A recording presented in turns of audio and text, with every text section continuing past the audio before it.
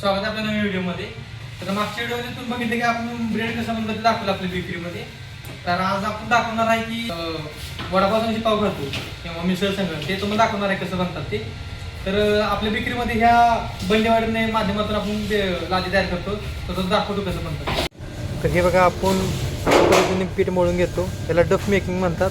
हे total 20 kilo तुम्ही 1150चा गोळा करून ठेवला आहे. असे एवढे गोळे केले आहेत. तर मित्रांनो ही अशी ओल्ड प्रोसेस आहे. ही आपण पहिला यूज करत होतो, अजूनही काही बेकरी यूज करतात, पण आपण हे आता यूज करत नाही.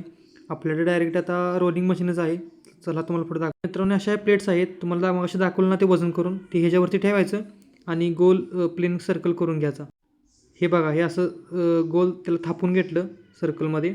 हा आहे आपला बन डिवायडर, ह्याची रोलिंग मशीन. आता ह्यात आपण ते प्लेट ठेवायची आणि पुढे बघा ते कसं बनवतं. त्याला टोटली 3 ते 4 सेकंदामध्ये 36 गोळ्या तयार करून देतं.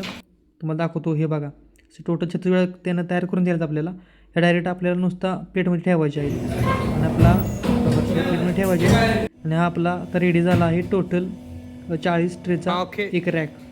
तर ह्याला थोडा वेळ आपण पॅक करून ठेवायचं, कारण बाहेर जरा खूप थंडी आहे ना, त्यामुळे याला शेपमध्ये याला थोडा वेळ लागतो त्यासाठी. आता हे बघा हे रेडी झालं आहे याला भाजण्यासाठी. आता ह्याला आपण ओव्हनमध्ये घालायचं आहे भाजण्यासाठी. तुम्हाला दाखवतो पुढे. आता आहे बरोबर 200 डिग्री आला आहे. आता ह्याला आपण आज सोडायचं आहे.